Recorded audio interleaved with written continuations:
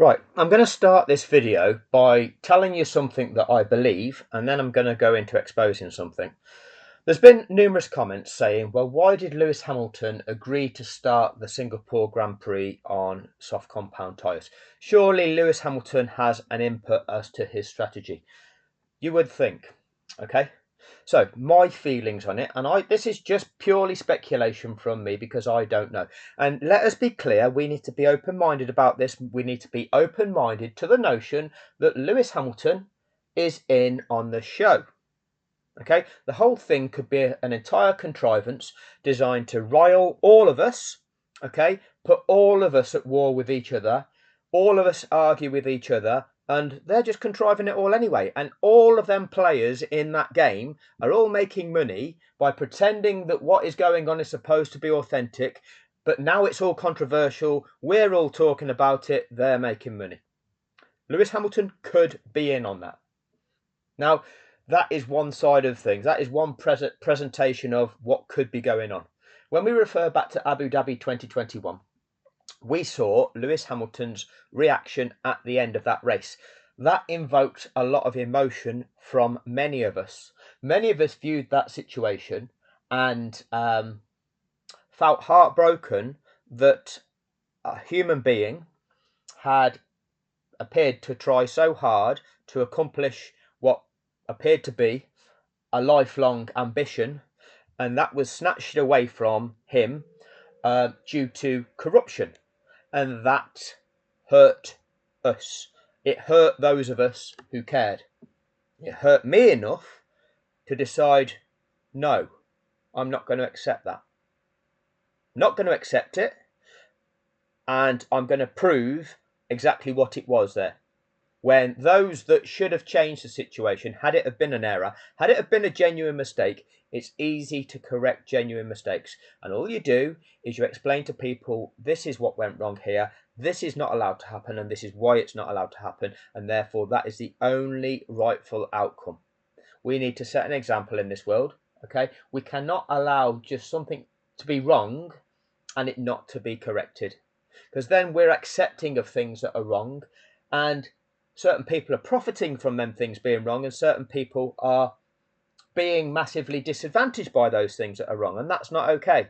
And it doesn't matter how well your resources are capable of coping with that, it's still not right. So again, Abu Dhabi 2021, how much money did Lewis Hamilton lose as a result of that? Well, how much of his contract with Mercedes hinged on, how much money hinged on him being a world champion? How much of his income hinged on him being world champion, both from Mercedes, from the bonuses from that, and from his sponsors? How much additional money has he lost out on from future sponsors through that result? Because on from that, Max Verstappen, his income went up hugely from maybe £20 million a year to £45 million a year. And with the additional sponsorship money, up to £70 million a year. So Max Verstappen gained hugely. Did Lewis Hamilton lose by that equivalent amount due to a fraud? And people will say, oh, it doesn't matter. Lewis Hamilton was already worth 300 million, 400 million. Doesn't matter. Doesn't matter what it was already, what is already his state of his wealth was. A fraudulent event has caused him to lose out. That's not okay. Okay, and that should apply to each and every one of us, regardless of what your wealth is. If you're the victim of a fraud, you should not lose out, and that is what has happened. So not only is it the economic issues relating to it, it's the moralistic implications of it. It's how we treat each other in life. It's what is acceptable and what isn't. So I looked at what happened in Abu Dhabi, and it felt to me that Lewis Hamilton's reaction to what took place felt authentic, and that is the reason that I am doing what I'm doing. If I felt that he was in on the fraud, then I would be less inclined to stand up for Lewis Hamilton, but still inclined to expose the fraud that we're all being taken advantage of by, because we're all being defrauded. Why should we have sold to us what we're sold to as being authentic sport, when really it's a contrivance. Really, it's no more than wrestling, where they agree beforehand who the winners and losers are going to be, because that's not sport. That's just a show. And some people, yeah, they like watching that show. But you're not going to sell me, and you're not going to sell children something as being a sport where what you're watching is an actual competition, and the person that wins it is winning it because they're the best. Okay, you're not going to sell that to me. I'm not going to have that. I'm not going to let you defraud me by pretending that that is what I'm watching. No. If you're contriving it, I'm going to expose you for contriving it, and you're going to pay the fucking price for defrauding me. Okay, so that is why I'm doing what I'm doing, and there is more to it than that, but there's so many elements linked into this, so many elements. But we can go back to this notion of, did Lewis Hamilton agree to be on these soft tyres? Surely he has input over his strategy. You would think, but perhaps it was this. Think about it this way. If Lewis Hamilton is in on a situation where he knows his own team is sabotaging his chances, and that appears to be the case, then maybe he just lets it run. Maybe he just goes, okay, fine, I'll go with it. And ultimately, they'll expose themselves. Ultimately, people in the world will see for themselves exactly what is going on. I don't need to say anything. I don't need to kick up a stink, because the moment I actually say anything, the moment I kick up a stink about it, I become the villain. They'll say, oh, look at Lewis Hamilton crying about what tyres he's on. I'm not going to say anything. Let's just have a look. Let's see how this plays out. And give them enough rope, and they'll tie themselves up in it. And that is my belief. Now, again, it's all speculation. I don't know. I don't know Lewis Hamilton. Never met the guy. May never meet the guy. Okay. Probably will never be friends with Lewis Hamilton, because we're probably two different people. But what matters is what is right in this world. And my belief is that that is highly likely to be what he is doing in this situation. Now, I'm open to being wrong in this. Like I say, there's times where I'll tell you my opinion, this is my opinion, and there's times where I'll give you factual information, and there's times where I'll explain certain things. So those of you that are in the comment section and saying, hey, why are we doing this? Because Lewis would have okayed that strategy. Well, that is what there are interviews out there where it's saying that when the tyre blankets were taken off, Lewis then found out that they'd put him on the soft compounder tyre and wasn't happy about it. And then there's this interview supposedly that exists between where Lewis and George are there, and George has revealed, oh, when we found out that they'd put Lewis on softs, he knew that Lewis wouldn't be happy with that. So who is putting Lewis on that? Toto Wolff is the team owner. Who has the ultimate say? Pete Bonington is the strategist. If you've got a brain as a strategist, then you use it. And if you're being overridden by somebody, well, you resign your position, because ultimately your reputation hinges on your strategic calls. And Bonington, you've got to stand on that call, because you're ultimately the person that actually put Hamilton on them tyres, unless it was somebody else. And if it was somebody else, you've got to say, well, it wasn't me. I'm getting orders from above. It wasn't me that actively sabotaged Lewis Hamilton. It was Toto Wolff. He made that call. Let's find out of Toto Wolff. I'm going to find a way of doing that. Okay, so watch this space. I'm going to find a way of doing that. But anyway, I'm now going to address a few things. I'm going to address a few of the comments that we're getting and show you the dynamics of what is in play. This video that I've just put out earlier, that's giving you some of the dynamics of what is in play when it comes to strategy calls. But by no means does it cover everything. I cannot go through everything, and the reason I can't go everything is I don't have the information. None of us do. It's not available to us. When the teams do their testing, when they do their free practices 1, 2 and 3, they send the cars out. They send them out on different tyre compounds, different fuel levels, and they're getting data. Okay, I don't have access to that. Yes, we get some lap times. Oh, this car's put in this lap time. I don't know exactly how much fuel it's got in it.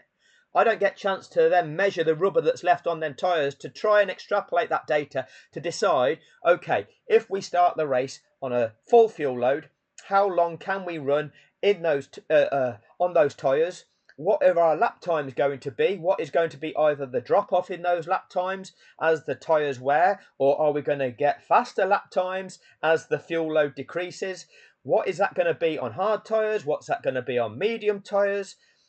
These are the sorts of things that you need to be able to understand. And unless you've got that data and access to that data, you can't do that. But they don't tell you that. They don't tell you the full implications of all of the information you need to know. And there's far more than that. You need to consider the temperature that you're running in, what the temperature is on the race, what the difference is, what the difference in temperature is going to result into this data you're collecting. Factor in the random. Can you factor in the random? Can you not? Which bits of random can you factor in? Which are relevant? Which aren't? How do you respond? Do you include that in your strategy? Look, I could give you a list and probably still miss loads of stuff out, because unless you're actually in that role, considering everything, then trying to do that from the outside is almost futile. But we can come up with generalities, and that's what I'm trying to show you here. Now, I went through the 2023 Singapore Grand Prix to show you some of the nonsense that they were then talking about in the 2024 Singapore Grand Prix and why the strategy was nonsense. And we get comments which are ridiculous comments. And I'm going to just expose another version of the ridiculous comment. Here, let me just switch screens. So I'm going to go through some of these comments that are on the Singapore Grand Prix betting fraud video that I put out. It's only had 2,200 views, even though this channel's now got over 7,000 subscribers. You only get a proportion of the people that subscribe here actually bothering to watch the videos. It's a bizarre concept, but this is how things go. But I'm going to, again, scroll down some of the comments, and we're going to go to our friend Kermit's comment first of all. And I'll just expose what an absolutely ridiculous comment it is through yet another example. People that present themselves as having knowledge, people that present themselves as being reasonable, and there will be people that will read that comment and believe in some sort of authenticity to it. As we see there, 2 people are convinced by this argument, all right? And the argument is put forward by Kermit, who claims that he's got some sort of involvement in Formula One, says the strategy, contrary to the belief that it was designed to screw Hamilton, was actually completely sound. So he validates that strategy as being completely sound. And some people go, yes, this man knows what he's talking about. Bollocks, right? Prior to 2024, there had been a safety car deployed in Singapore at every race. And I've already gone through in that first video the fact that in 2023, ahead of the 2023 race, that track had undergone changes, okay? And that might change the safety car deployments. It might change the dynamics of the race, resulting in less incidents. Ahead of this year's race, there were yet further changes. That might change the dynamics of the race, resulting in fewer incidents. Therefore, you cannot, some of the data, it's not valid. Okay, unless the data is valid, then it's not comparable. Which is why when I work out my safety car data, I don't do it over the history of time, because the nature of the deployments of safety car has changed over the history of time. It used to be that whilst cars were lapping, they used to let marshals run on track and pick up debris. Okay, that would be a thing. There would be the sorts of things we can go through historic Grand Prix that they were doing, and now you look at it and go, fuck yeah, now just imagine if that marshal would have slipped there, and then the next car had come round the track, and the marshal had been slipped, he'd twisted his ankle on track and was still lying down, it'd be a sitting duck and probably get hit. So if somebody has to run on track these days, they make sure it's safe before they do so. Over time, we've got the implications of health and safety and how this evolves, and therefore the way that they deal with safety incidents evolves. So therefore, you've got to use data that's relevant to how things now operate. You've got to use data that's relevant to the tracks that are now used. Okay? Because again, over the course of time, we've seen a greater number of street circuits, and the way that the The time taken to deal with an incident on street circuits is different to how it is on a traditional racing circuit where they've got runoff areas, when cars may not break down on the track, where they can pull off. All these sorts of things are parts of the dynamics. Anyway, we'll go on to continue with more of this. So, prior to 2024, there had been a safety car deployed in Singapore at every race, with the deployment averaging, I know you love an average, on lap 14, relatively early for a 62-lap race. Now, he thinks that is somehow relevant. Two of you in the comments section think that is somehow relevant. Let me talk to you about it this way, and we'll go back to the race. Let me get the right tab. Is it this one? Right, so this is that same Singapore 2023 race. And what is going on? Lap 45 of 62. Virtual safety car. Mercedes are double stacking. Oh, so it's the second safety car deployment in this race, yeah?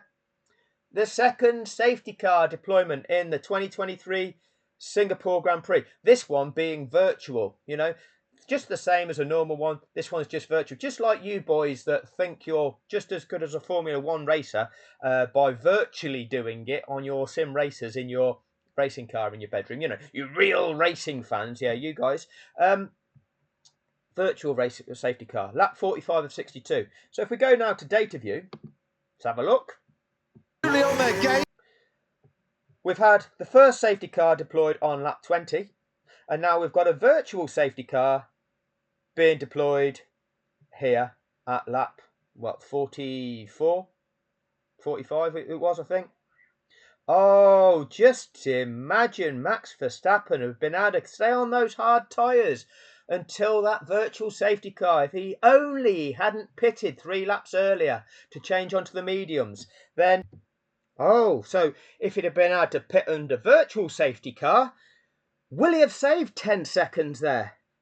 Will he have saved 12 seconds there? Who knows how much time you save under a virtual safety car? Well, if he saved 12 seconds, well, that puts him up here, doesn't it? That puts him in the top 10 already. Oh, that makes a difference, doesn't it? He can be fighting from there. So, but now we know we've got a safety car at lap 20, and we've got a virtual safety car at lap 44, right? What's the average lap that the safety car is deployed? Oh, wow. Yeah, this is a difficult one to work out, isn't it? Let's make this easier. Okay, let's make this easier. All right. It's a 60-lap race. We'll use nice round numbers. It's a 60-lap race. There's a safety car deployed on lap 10. Okay, that's in 1 year. The safety car is deployed on lap 10. The following year, it's also a 60-lap race. In that year, the safety car is deployed on lap 50. Okay, 10 laps from the end of the race. All right, so in one race, it's 10 laps into the race, and in the other race, it's 10 laps from the end of the race. What's the average lap that the safety car is deployed on? Oh, the average lap that the safety car is deployed on is lap 30, isn't it? Yeah. So let's work our strategy out on a safety car being deployed on lap 30, shall we, dickhead? Shall we do that? Which race would that work well on? Oh, well, we'll base our strategy on a safety car being deployed on lap 30. The average lap that the safety car is deployed on, yeah? Yeah, but it happened on lap 10 in the first race. So that's not going to help our strategy, is it? Oh, and it happened on lap 50 in the second race. So that's not going to help it if our strategy was hoping it would be deployed on lap 30, is it? What a wanker is what you are, Kermit. All right? What a wanker. Okay? And you don't like me calling you a wanker, but the trouble is you're a wanker. And the reason you're a wanker is because I make videos and I clearly explain things to be what they are, and you go, no, it's not like that. No, it's not like that. No, it's not like that. And you don't know what you're talking about. And so I'll say, yes, it is like that. Yes, it is like that. Yes, it is like that. And then I'll get to a point where I'll say, hey, dickhead, it's like that. Oh, I'm offended now. Oh, I'm offended now. Right? Well, you're offended. You're offended because you won't be fucking told what the fucking truth is. But you think you know something and you know fuck all. Anyway, virtual safety car, Mercedes double stack, and Hamilton still makes it back to finish third in that race when Sainz and Norris gang up on him to give Norris DRS to prevent him from overtaking. This is after Hamilton has been made to give back the place on lap 1 because his teammate, George, has he got to give that place back? Has he got to give that place back? And Norris goes, yeah, he's got to give that place back to 2 of us because that's affecting George's race. Look at what Hamilton's actually up against in this shit show. Okay? How many races has he been actually robbed of through a contrivance? And you just sometimes wonder why the guy doesn't get disillusioned and just goes, you know what, let's just see what's happening here. There is no point in me fighting against this because let them tie themselves up. Let them expose themselves because ultimately they will. Anyway, we're going to go through some more of the comments. And the reason I'm going to go through the comments is because, again, it exposes the dynamic of what it is we're dealing with. People need to understand who their enemy is. And like I say, we are being encouraged to fight each other. And I'm just going to expose the fact that there are people that are here to fight us. They're not our enemy. And really, we should ignore them. Just leave it to me to expose them for what they are. All right? They want the validation. They'll love getting a mention in this video, okay? That will give them a boner, all right? They will love that. They'll be showing their mates, hey, look, everybody, look, mate, look at this. I've got a mention on YouTube, okay? That's the best that they can do. They haven't got the balls to make themselves videos themselves and make them on their own channel, okay? They haven't got the confidence to do that. And they're scared. They're scared that somebody might not like it, and therefore they won't put themselves out there to actually say anything. But instead, they'll quite happily sit behind the safety of their keyboard and bash away. All right, because that's all they are. Now, this one here, Reeg Fe Smeagol, I look at that name and just think Smeagol, that prick off of the Lord of the Rings, that little fucking skinny, scrawny little thing. Right, that's how I imagine that. Charlie Uniform November Tango. Wow, what a journey! Look at right now. The only reason I've come to him is he's deleted his own comment. Now, Johnny Favourite, a long-serving troll of the channel here, that I responded to, he's come here with a shit comment, and Smeagol there, he jumped in. The two of them started having a bit of a circle jerk together.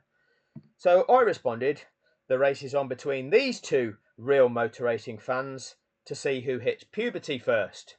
But Smeagol's comment's gone. You know, he's left the chat, unfortunately, as old Smeagol. Deleted his comments from that little thread. So where's he gone? Where you gone, Smeagol?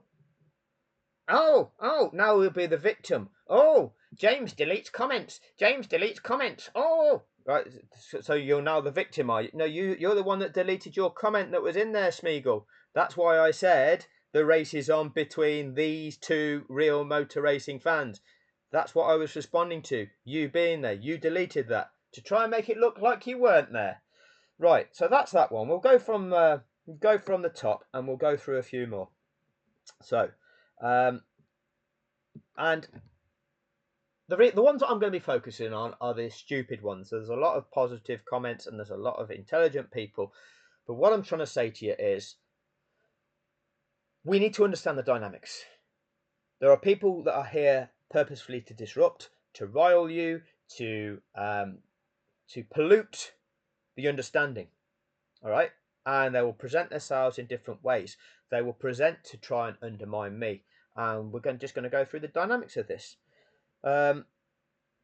Completely perplexed by Mercedes' strategy to start Lewis on soft. Yeah, as we all were. Okay. Never thought of it from this angle. During the race, Magnussen set the fastest lap, but they disqualified it for track violations. Yeah, indeed they did. If you haven't already, please do a piece on why the big betting houses such as Paddy Power paid out both on Lewis Hamilton and Max Verstappen winning bets of Abu Dhabi 2021. And I did respond to that. And what I said to that was that I can't give you the reasons why Paddy Power, for example, paid out on Lewis Hamilton winning Abu Dhabi 2021. They would have made that choice. But the only thing is that I would predict is this. And I said, I never get answers from bookmakers for their decisions. But consider the factor, how many people remember them paying out for Lewis Hamilton? The next time you place a sporting bet, who are you going to think of to place it with? What is the value of them showing that goodwill?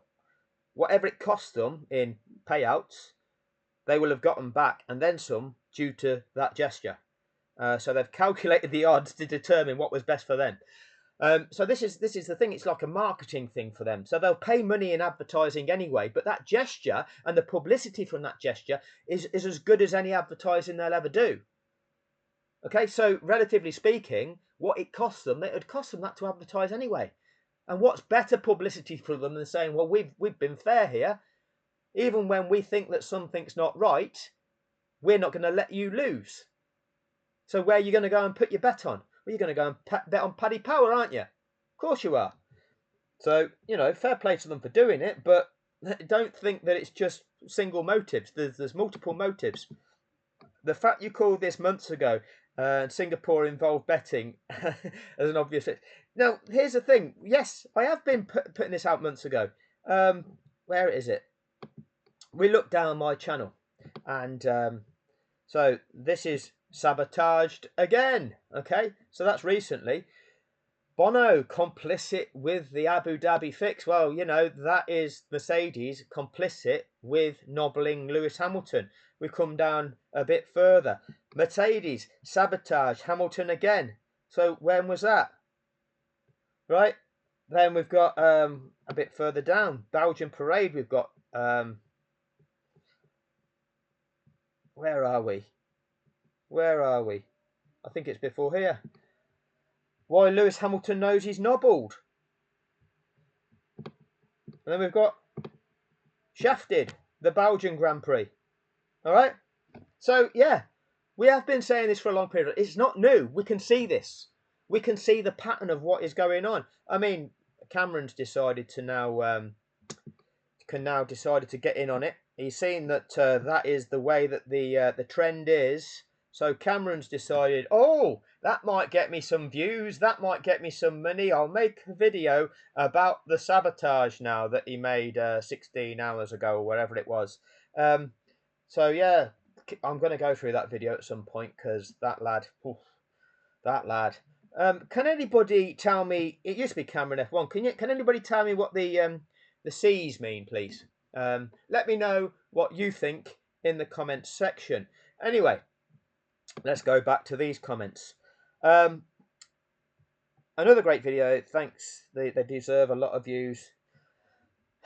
Yeah, well, unfortunately, the number of views is going to be determined by the mysterious YouTube algorithm, who YouTube decides it wants to show these videos to. And what it's actually doing with every upload at the moment is going, oh, we think the contents of this might not be suitable for our advertisers, and therefore we're going to restrict who we show this to and restrict your monetization. Well, this is the dynamics of it. I've had comments saying you should set up a Patreon or, allow us to donate somehow to enable this fund to be raised to do the legal challenge. There's reasons why I don't want to do that. I'll go into it at some point in time. But I also just need to show the dynamic of what YouTube are actually doing. I'll go through exactly all my reasonings at some point in time, not in this video, about why it is I've got the option of setting the channel up so that I can have memberships, the kind of channels where you can join them and pay a monthly fee, or I can have the option of allowing you to give me the one-off payments like supers, as you see on other channels like Wolfpack, when people throw in a fiver or a tenner for him to read out a comment, or they can just gift the channel that sort of money saying, I like the content, have that money. I can do that, but I've chosen not to do it. And there's a reason I've chosen not to do it. There's multiple reasons. One of those reasons is that YouTube take 30% of whatever it is you want to give. Okay, and I think that's a ridiculous amount. I think that's well over the top. But that's not the only reason. All right, that's not the only reason. There's nothing too low. Oh, sorry, I missed one out. Owning two teams tells us everything and how corrupt the FIA are. Absolutely. There is nothing too low beneath Toto and Mercedes at this point. And again, absolutely. It wouldn't be hard for a legal sports gambling organisation to encourage fixing. I've not even seen that comment for some reason. Apologies for not responding to that one. Keep up the good work. Relating to legal sports gambling and organisations calling it out, I did find a little bit out on that, and it's easy for us all to look at. Let me just this one here before coming back. So, how do they make horses purposely lose a race? Fixing a horse race. So they can drug the horse. Okay, they can administer tranquilizers or other substances to slow a horse down. Oh, can you drug a Formula One car by putting it on a strategy that is destined for it to fail, destined to make it have a slower race time? Oh, funny that. Tampering with equipment. Tampering with equipment. So what does Lewis Hamilton have to do? Well, whatever he does, he seems to be able to do decent times in practices, and then when it gets to qualifying, the car just doesn't seem to be as fast. What's going on there? George is able to use Lewis's data to try and benefit his own performance. Lewis's car doesn't seem as fast. Is equipment being tampered with? Therefore, with that dynamic being in play, does Lewis decide, well, actually, if I push myself in free practice, then what they're going to do is allow George the benefit of that to my detriment? So do I even try and push hard in practice to then try and get the qualifying position, which is going to give me a better chance in the race? But in doing that, you're not exploring the limits of the car in those practice sessions, so you're putting yourself and your team at a disadvantage in the race. But the team is causing him to do that because of their actions towards him. This is all part of the problem. Jockey manipulation. So yeah, are the drivers actually trying hard enough? Oh, Max Verstappen is not my race. Let's not get in the way of Max. He's not my race. Let's work as a team, shall we? Giving each other DRS so that Max doesn't have the straight line speed. No, they don't do that, do they? Jockey manipulation. There's loads of ways that you can actually fix stuff. Physical interference. Using devices like electric shocks to distract or slow a horse during a race. It's a known thing. It is a known thing. And then, like, this is somebody that's given a horse ketamine. You kids, you might like stuff like that. I know what the kiddies get up to these days. But even when you look on the internet, you've got things there that describe themselves as being an exhaustive investigation of race fixing and corruption, and it's nothing of the sort. People present themselves with expertise, and they really don't know what an exhaustive investigation is. They might have gone to university and then got a degree in journalism, and then they got a job in for 33 Square, thinking that they're some sort of journalist, and they think they've done an exhaustive investigation, and they'll tell you that this is an exhaustive investigation, and it's crap.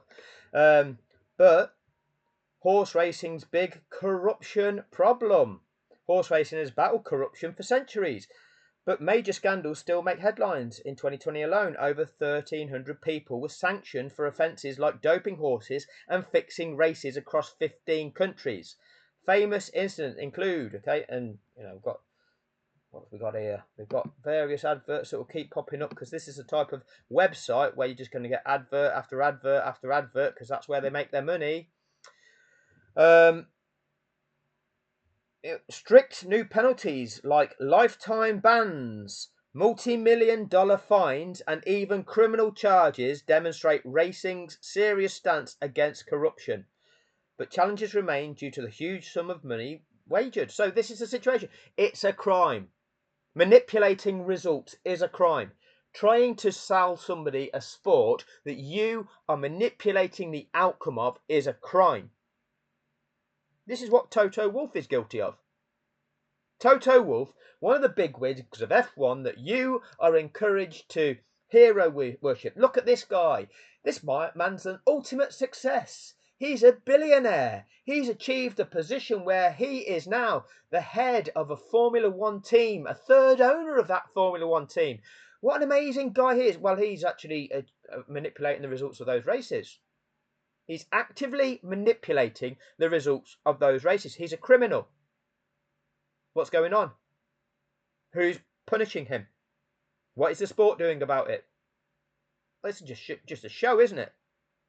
It's just a show. You can Google that there, and you can have a look into that paper if you want. But like I say, it's far from any exhaustive analysis of what constitutes race fishing. But if you're real racing fans, okay, that's horse racing, right? We're talking about motor racing, right? What's the difference? One involves a horse, another involves a machine. It's still racing, and it's manipulating the results of a race. Okay, you can draw parallels. Don't think, oh, look at this guy, look at this guy. He's trying to compare horse racing with motor racing. And we're real motor racing fans. We sit in our bedrooms in our racing replica seat playing on our computer games. We don't sit in our bedrooms on our horse saddles pretending that we're riding a horse. No, we're real motor racing fans. We sit in our racing chairs with our toys behind us. So anyway, back to the comments section. Where are we? Let's go down a bit, because I'm going to expose a few of the filthy twats that come here to the comments section to try to undermine. Mercedes overtaking in the race would be right. Mercedes knowing that overtaking the race would not be easy, and the pit stop strategy would play a big part. Yeah, these are the sorts of things that we know are the dynamics of it, and they've still chosen to lose track position, to concede track position, knowing that he's then got to fight his way through a field of cars that aren't going to be stopping for another 10 or 15 laps, so that it's not as though they're just going to get out of his way when they pit. He's got to, until they get out of his way, he's going to be held up by them. So he's got to try and pass them. And passing, there's only a few limited opportunities per lap to be able to pass. And if you can't make them, well, you've got to be behind them for another lap and another lap. And it's costing you time, all of that time. Hamilton's warm down lap, and he's absolutely gutted. Yep, we saw that. Lando was 28 seconds ahead with 8 to go, and he had traffic. Perez took him down to 23 seconds, no hope of pitting. Okay, so again, what the final result will say, oh, Lando Norris's winning margin was something like 22 seconds in the end, and that's the biggest winning margin of the season. Yeah, but he got to about 30 seconds ahead at one point. It actually got about 30 seconds ahead where, with the time lost being 28 seconds, he could have actually pitted for fresh softs and got out 2 seconds ahead of Max and tried to do the fastest lap. But you don't do that on the grounds that should you get a cross-threaded wheel nut and that holds you up in the pits, you're going to lose first position, or you're going to lose track position and make you have to fight for that back. That's going to increase the risk of jeopardy. You're putting at risk those full 25 points. Just go chasing the extra one. So there's no point in doing that. Right? There is no point in doing that. Again, people thanking me for the content. I appreciate it. Look, I genuinely appreciate the support of good people. And those of you that appreciate what I'm doing, you know the reasons why I'm doing this. And we share similar values. And this is what this is about. It's about rising above the shit. And it's about knowing the values that we stand for. And it's about trying to do what is necessary to try to uphold those values. Okay? Mercedes having to convince the casual fan that they've got a strong driver. So this is one of the dynamics that they are trying to expose, trying to promote George ahead of Lewis. That's one of the things. Gutted for Lewis. Backed Mercedes for a long time, and it's shambolic behaviour. That's true of many of us. Okay? There's a lot of stuff in that comment, and it's a good comment. They sabotaged Lewis to make him feel weak. Yeah, you're trying to destroy the guy psychologically. You're trying to undermine him, and he has to distance himself like that. There's some fights that are worth having, and there's others that aren't. And I think that is what Lewis is probably be doing. Let me just try to find the ones. And again, I'm sorry if I'm not reading everybody's comments out. It's again, I appreciate the positive comments, but what we need to actually address is some of the shit that is going on here. Let's go through that. Here's one. Can you do some forensic analysis into the World Championships before 2021 to see if they were corrupt? A lot of people you claim are corrupt were involved in F1 prior to 2021. Okay, that is true. The World Championships before 2021, were any of those corrupt? I don't know. Am I open to the idea that those championships could have too also been corrupt? Yes, of course.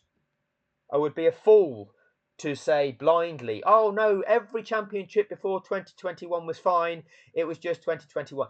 These are the same corrupt people that fixed 2021. So were they fixing anything beforehand? Highly likely. Okay, highly likely. But what I know about 2021, I can clearly evidence. It wasn't so blatant what might have been being done before 2021, and therefore I'm not going to go running after that. I don't need to, on the grounds that I can expose this show for what it was through the corruption that it showed us in 2021. That evidence exists, and I can show that, which is what I'm doing. But this guy is a troll, right? Every comment he makes is to try to come here to undermine. All right. So I know what people are, and you know I can see usually within the first 10 comments exactly what kind of person somebody is. So I put, please use your skills to look into the corruption for the sport prior to 2021. Present your findings here on YouTube by making a channel dedicated to exposing the corruption that you can prove. I can't wait to learn and will happily promote any valid findings. They will add to the case against the corruption that we were all subjected to. Right? So, his response to that, because he wants me, right, to go and see what was corrupt before 2021. I'm not saying there's nothing was, but you know what? You go and find that evidence. I'm not trying to say it wasn't. I'm just saying that 2021 was corrupt, and you can't evidence that it wasn't. But rather than evidence that 2021 wasn't corrupt, okay, you're saying, well, what about something else? Well, what about another year? Was that corrupt? Well, if it was corrupt, well, that's something that's also wrong. So go and find that out, and we'll highlight that as well. But I'm highlighting what I know I can prove, and I'm going to focus on this task. So anyway, in response to me saying that he should go and do this, he said, no can do. I have a family, a job, friends, and hobbies that take up most of my time. So wouldn't have the time available to do it. To do it. Can't read properly, and neither can he write properly. So I've put, see it as an investment in your children's future, seeking to ensure that they don't fall victim of an increasingly dangerous amount of corruption that is being perpetrated and allowed to go unpunished in this world. Because the corrupt that now own the governments who ensure the supposed authorities tasked to investigate and punish crime, they now just turn a blind eye to it at the level of the so-called elites, actively enabling them. So rather than use your time to either, let me just press read more, either benefit your children's future, educate yourself so that you can pass on to them the importance of the things you're discovering in this world, or even simply be with them as a family, evidently you use your time to troll social media channels you don't like because you like Max Verstappen. So you're still a 14-year-old fanboy. Or you hate Lewis Hamilton, so you're a racist. Your kids have a dad that they can be proud of. Enjoy your night, Colin. And this is what we have. We have supposedly grown men, supposedly fathers of children, and they come here They use their time to go onto social media to be a cunt of a troll. Okay, is that the best you can do, mate? You use your time. You're a father of children, okay? And you're not fathering your children. You're not looking at the implications of this in the world that your children are growing up in. No, you've got your desires. You like Max Verstappen for some reason, all right? You hate Lewis Hamilton for the reasons that you hate Lewis Hamilton. What might they be, Simon Snapes? What might they be? Or Stapes, or whatever your fucking name is. Why do you hate Lewis Hamilton? Tell us in the comment section why you hate Lewis Hamilton. And you're going to give those same values to your kids, are you? Is that what it is? You're going to pass them same values that you hold, your same opinions, your same reasons as to why you hate Lewis Hamilton. You're going to pass them on to your kids. Great. Great. They're going to grow up to be well-rounded individuals, aren't they? Because of the nurture, because of the parenting that they've had. No, because their dad's a cunt. Okay, because their dad is a cunt. No child is born bad. Okay, it's the nurture that they're given. And if the example that they're given by their father is that the father's a cunt, right, well, the kids are going to grow up to be cunts as well, aren't they? That's the way things are. The father chooses to use his time to troll social media in the comments section, thinking he's Johnny Big Bollocks. Yeah, that's the kind of individual you are, mate. I'd love to fucking meet you one day, you cunt. Anyway, next, Chavlad. Well, this is another troll. So, when Bottas was asked to let Hamilton win, it wasn't match fixing. And Chavlad has actually got an interesting point, but Chavlad's a thick lad and he doesn't realise that he's got an interesting point. The truth is, if you are selling a sport, and that sport is a betting sport, then, and a lot of sports are, if a bookmaker will take a bet on it, it's a betting sport, isn't it?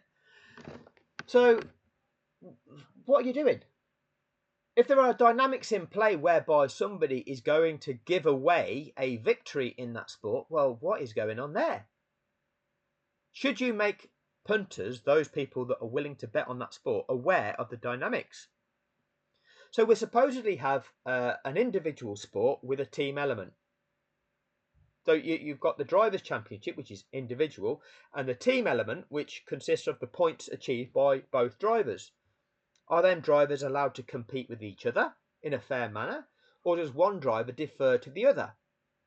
Meaning, if the team is going to invest in one driver, does that second driver always have to concede position to the first driver?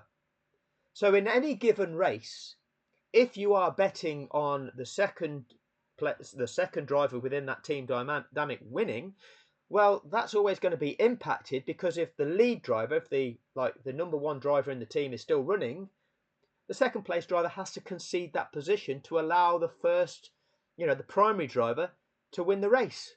Well, that's defrauding you out of that bet. Unless you're aware of that dynamic and are happy to place your bet knowing that dynamic.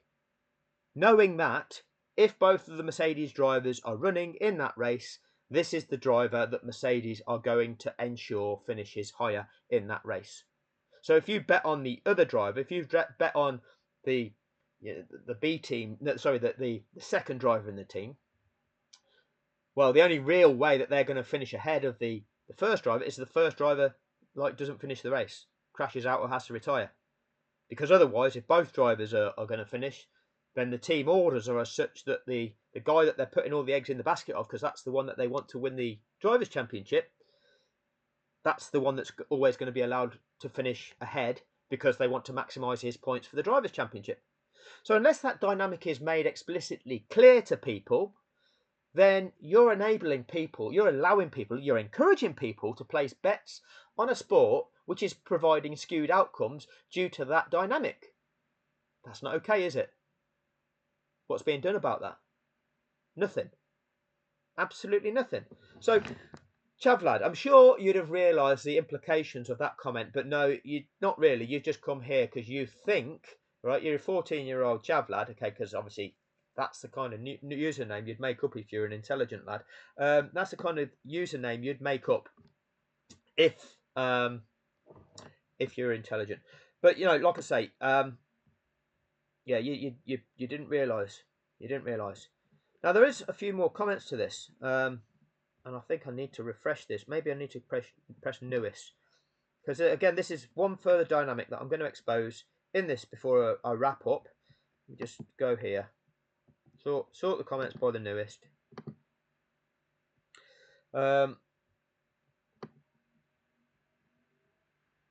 You are genuinely mentally ill. Just because your fave driver didn't win the championship anymore, and seeing how you like talking about 14-year-old boys. Unfortunately for you, I'm 22 years old. I made the comment, sadly, we've got 65-year-old men still commenting with the minds of 14-year-old boys. We've evidently got now a 22-year-old man commenting with the mind of a 14-year-old boy. Wants to come here to the comment section telling me that I'm mentally ill. Oh, is this a trained healthcare professional? Is he? You know, is he able to detect through his extensive knowledge mental illness through the presentation in a YouTube video? Thank you for your valuable insight, Colin. But no, as a 22-year-old supposed man, you use your time to go onto social media to tell me that I'm mentally ill, and you think that that's because my favourite driver didn't win. It's not the fact that I'm campaigning against corruption. Okay, you don't think it's that. You think you're trying to project that this is because I'm a fanboy and I'm only doing this because my favourite didn't win. All right, but this is a 22-year-old man that's jumped to this conclusion and has decided that that's what he wants to present to the world. That is what he thinks about the situation. All right, thanks for that. And it probably wasn't on this one, was it? It's usually Yerry there. Yerry likes to come to the comment section to tell me that I'm a psychopath. I think I've been referred to as a psychopath probably about 500 times by Yerry. You know, Yerry when he decides to come here, usually leaves about 6 comments in every video and calls me a psychopath in most of those comments. Again, Yerry with this extensive medical expertise and knowledge he's got of the human condition. These are supposed to be grown men, okay, that in their existence they choose to subscribe to a YouTube channel that they don't like what is being exposed by that YouTube channel. They subscribe, they clearly hit the bell to get notified of when a video is uploaded, so that, because often we see these as the people first in the comments section, and they then want to project that I'm the psychopath. So you let me just go through this again with you, lads. You don't like what I'm saying, so you subscribe to my channel, you hit the notification bell, and then when I produce a video, you want to jump up in the comment section to say, I don't like this video. That's how you use your time. Some of you have children. Some of you could be spending time with those children rather than subscribing to YouTube channels that you don't like just to leave comments and to troll people.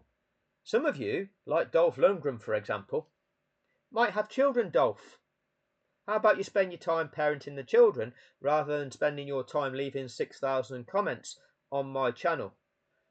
I would suggest that the people that with the psychological issues are those of you that choose to conduct yourselves like that. I'm the one that's exposing crime. I'm exposing corruption. I'm exposing that you, vulnerable people, are being lied to. I'm trying to teach you how you're being lied to, and you want to call me a psychopath. And you'll call me a psychopath. And you'll tell me to stop crying.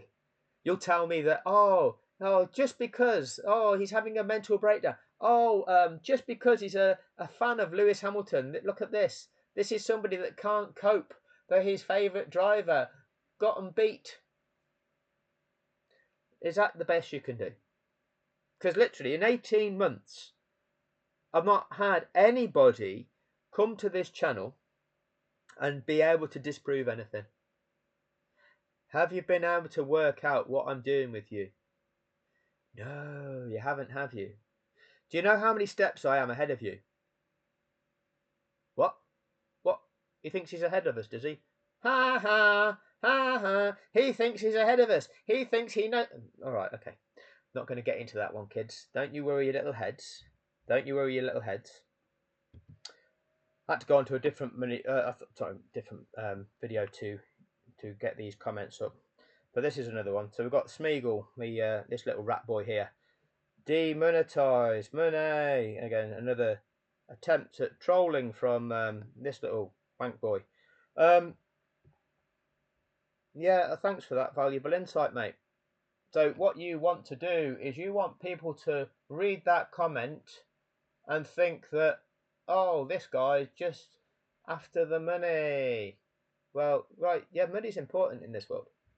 Money's important, but I've told you how I'm going to go about doing it, and I'm telling you the challenges in doing that. But you want to try and utilize that to try to undermine me. It's like everything that I say, you want to try to undermine it. Does that say anything about me, or does that say something about you?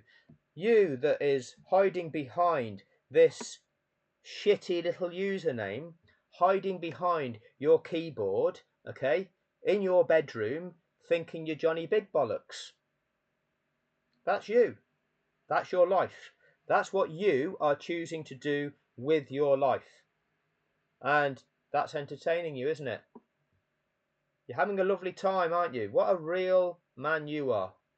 Proper human being you are. You know, this is just understand these people for exactly what they are.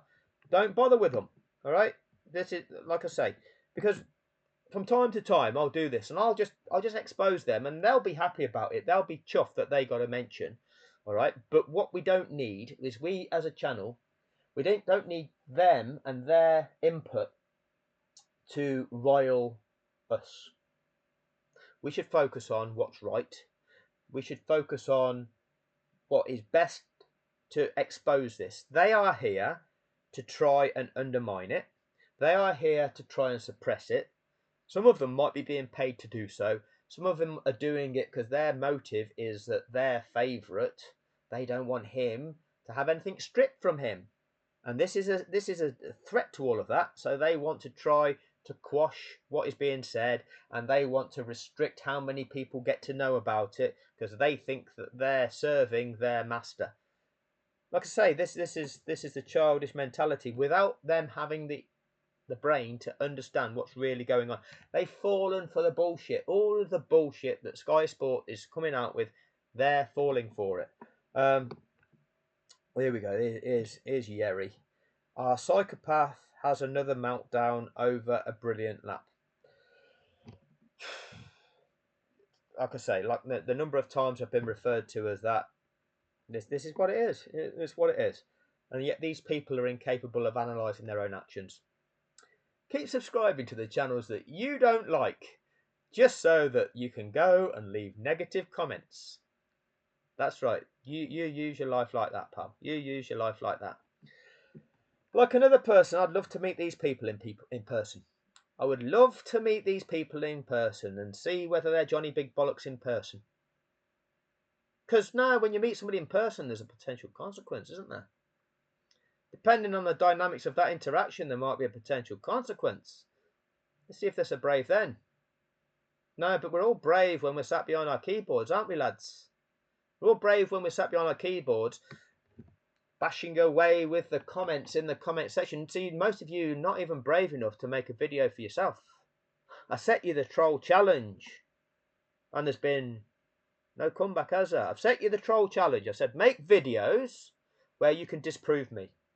Make videos where you want to troll me if you want. Rip me apart, fine. But make videos where you can disprove what I'm saying about Abu Dhabi. And yet none of you will. None of you have.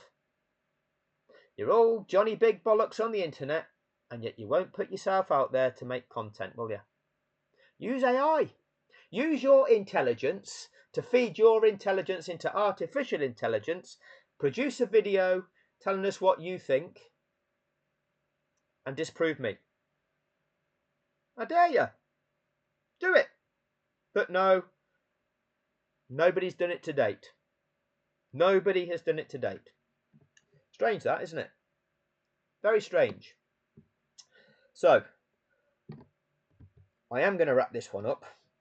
At some point, I'm going to take you through a bit of this Cameron F1 video of, or Cameron CC as he calls himself now, at some point. What a snake he is. I also came across this video the other day. Sky Sports F1 bias and rubbish pundits rant. I thought, I wonder what this lad is saying about it. And MUFC Racer, I'm going to go through that video. The strap-on fanboys, you can get yourself across there, because this lad is a Max Verstappen fan as well. But I thought that he would be calling out Sky in the correct manner, and it's this lad here in the top corner. Here he is. He's the YouTuber there. He's the MUFC Max Verstappen fanboy, and he is calling out some of these Sky Sports pundits, saying that they are conning a living, and that's absolutely valid. They are conning a living, but he does go on to say that Martin Brundle is the best, and that Martin Brundle shouldn't be bothering working for Sky Sports because Martin Brundle is better than that. He doesn't realise that Martin Brundle has been utilised as this presented expert and is lying to everybody about the fix. Martin Brundle is a fraud, but he doesn't realise it. Now, I put a few comments in to say, look, you're getting that bit wrong. But, you know, he thinks he knows more. So I'll read you through this, and at some point I might take you through a bit of his video. I put, if I were Brundle, because this is where he's saying, if I were Brundle, I'd do this, and this. You've no idea what you're talking about. The guy was put there to lie to you. Talk me through the purpose of the safety car and lapping procedure. I'll wait for that, because again, this is somebody that's been conditioned and he doesn't know it. He'll have been lied to by Sky, and he doesn't know what's going on. He doesn't know because most people don't. He's not heard it elsewhere. Okay, when you see the truth, you might need to go back and make a few new videos and correctly inform your subscribers rather than just spread disinformation. So he's come back and said, most agree you're just another person too afraid to say truth. So he thinks, MUFC, most agree that I'm just another person too afraid to say truth. Who's most, right? Brundle is best pundit by a mile, coached by Murray Walker all them years. We know Abu was fixed. A blind man can see that. All right. So I did ask him, most agree. Can you provide details of your research of most people? You know, what percentage of people believe that I'm just another person afraid to say the truth? Because most people agree that I'm just another person afraid to say the truth. Thanks for your valuable insight, mate. Can you explain the purpose of the safety car regulations? You didn't answer that. So I've asked him, second time. I said Abu Dhabi was fixed. I used to be a Lewis fan myself, till he became a diverse bandit. Right. They used to like Lewis until Lewis became a diverse bandit. Okay, apparently. They fixed Abu Dhabi for the drama. The safety car rules went out the window due to Massey being a fraud. Okay. You know, he's got a superb command of the English language. We all make mistakes, but there's far too many there, really. They fixed Abu Dhabi for drama. The SC rules went out window due to Massey being a fraud. Okay. You didn't explain the safety car rules. I've asked you twice to do that, but you've not explained the purpose of that, and you've not been able to answer that question. But you've explained that you used to be a Lewis fan yourself until he became a diverse bandit. What's a diverse bandit? Okay, I'd be interested to know what you think is a diverse bandit. Okay, if it's somebody that is trying to use their position, use their status of having a platform where you have the ability to influence other people. If you are a public figure, the things that you say and do can influence other people's behaviour. And if you believe something is wrong, you can use your platform to try to get people to understand it a little bit better and understand that something is happening that's wrong and needs to be addressed, and people need to start considering that and changing their behaviour. Does that make you a diverse bandit, does it? What was he attempting to get people to focus their attention on as something that needs to be changed? Well, they're things such as the way we treat each other, the way that people are treated, and the way that people from different demographics of society are treated, and that's not okay, is it? So, Lewis Hamilton has taken the knee in support of what was Black Lives Matter, which began, oh, I don't know what it began as, but at that moment in time that he was doing it, it was off the back of a man of colour being murdered by the police force. Okay, that is the bare bones of it. Whether or not you liked George Floyd, okay, it doesn't matter what your personal opinion is of him. Whether or not George Floyd was a criminal or was doing anything wrong at that moment in time, there is judicial process, and that is there has to be an investigation as to what he was doing wrong. There has to be evidence presented as to what he was doing wrong, and there has to be a trial that enables both the prosecutors and the defence to determine the whether or not any crime had been committed, and then what the consequence for that would be. You can't just grab a man and kill him. And that's what happened. And had that have been somebody that would be categorised as having white skin, had that have happened to them, would there have been global outrage about it? Well, there should be. There absolutely should be. Because that could be any one of us. That could be any one of us that the authorities that are tasked there to offer protection and tasked to then investigate criminality are actually perpetrating criminality by killing people. That's not okay.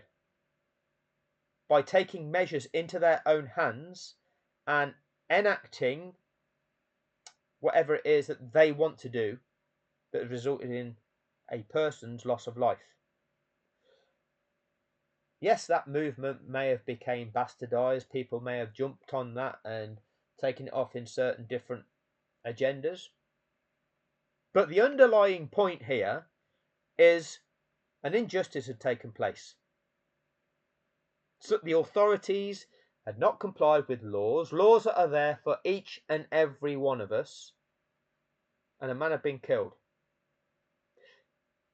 Because that man had brown skin, it seemed to be that some people deemed that to be, well, it's not really that much of a problem, is it? Yeah, but he was a criminal anyway. Yeah, well, yeah, he brought it on himself, didn't he? You justify that there's reasons for that, don't you? Think of it as it had it been happened to you. Had it been happened to somebody that you care about? Your dad? Who knows? Right? We all matter. We all matter. But you think this campaign is he only cares that he thinks that black people should matter. That's all he cares. No, he's not saying that, is he? No, he's actually saying that we all matter, but in this instance, right, this is the victim of this, and everybody's attitude is dismissive of it. Okay, so his life matters as well, and he fits into this box, and the fact that he fits into this category that society has categorised of people, certain people aren't bothered about that. So let's draw attention to that. So that's what it is. But you, if you've got white skin, you might have got offended. Oh, I'm white and my life matters too. I'm white and yes, my life matters too. And yes, when I first heard these things. It was jarring because I thought, hey, my life matters too. Yes, all of our lives matter.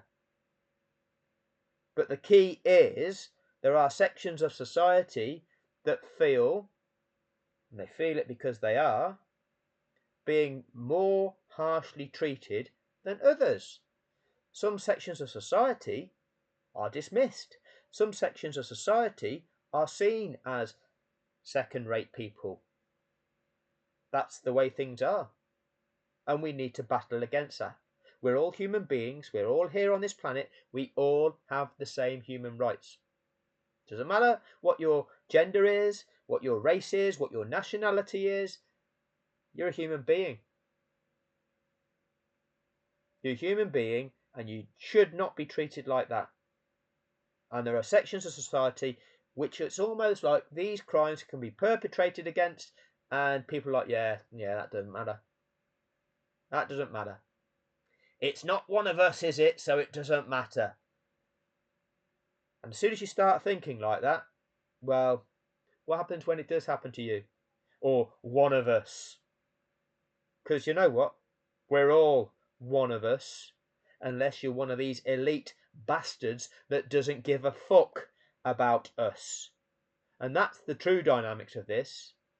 It's the elite bastards that are putting us at war with each other. They don't give a fuck about us. They're quite happy to see us fighting each other. And while we're fighting each other, they're making loads of money. They're living a lovely life. And we're told each other are our problems to each other.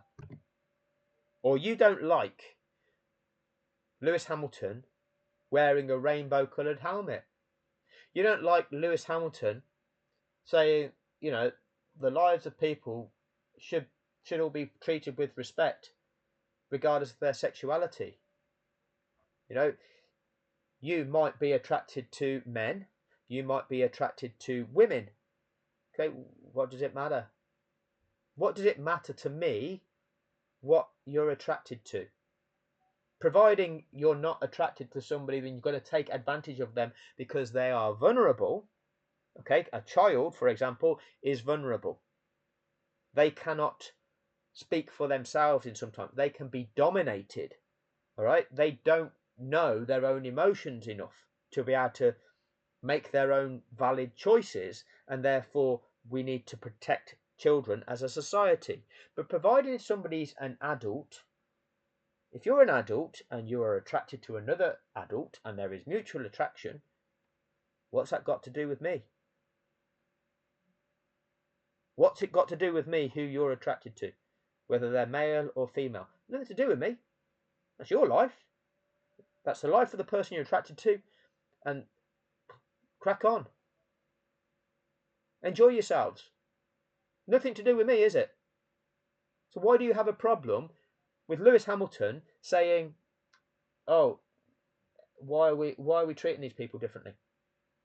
Why are people suffering persecution, places around the world, persecution for who they find attractive in this world and the relationships that they want to strike up in this world?